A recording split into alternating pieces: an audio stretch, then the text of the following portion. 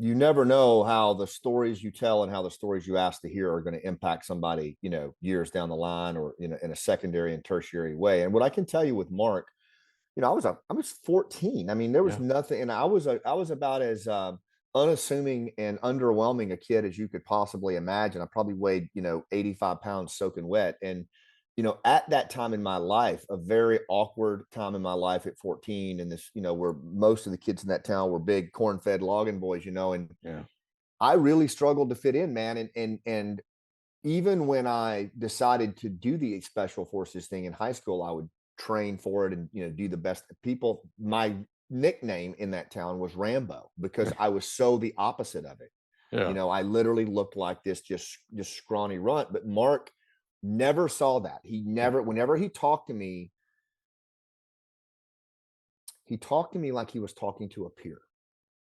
And he talked to me like, when you're a team leader, this is what you're going to want to focus on. Yeah. And he never once indicated that it was anything other than what was going to happen in my life. Yeah. And the mentors in my life who have always been transformational to me, that's how they spoke to me. And I hear you loud and clear, and I appreciate you calling it out, because to this day, if a young person contacts me about joining special ops, Mhm. I will literally cancel everything on my calendar to talk to that young person, Yeah. because that's exactly what happened with me. And had Mark not done that, I don't know what would have happened. Yeah.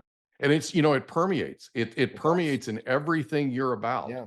Yeah. Operation Pineapple Express, Yeah. Last Out, your new book, everything that I Everything. have, every bit of exposure I've had to you, including our conversation before we hit record here, literally that's who you are.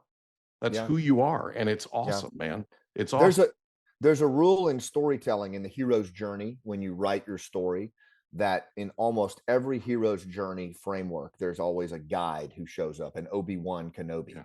And it's really important that when we share our stories, our backstories with people, that we always tip the hat Yeah. to that guide that showed up in our life and made that difference. And whether that was a parent or a teacher or even a book that we read, when you build your story, my experience has been 9 times out of 10, there'll be a guide that appeared right when we needed them to get Yeah. us where we needed to be. Yeah. And that person, honestly, might not have had time that day. They made time to do it. Yeah. Right? They're typically busy.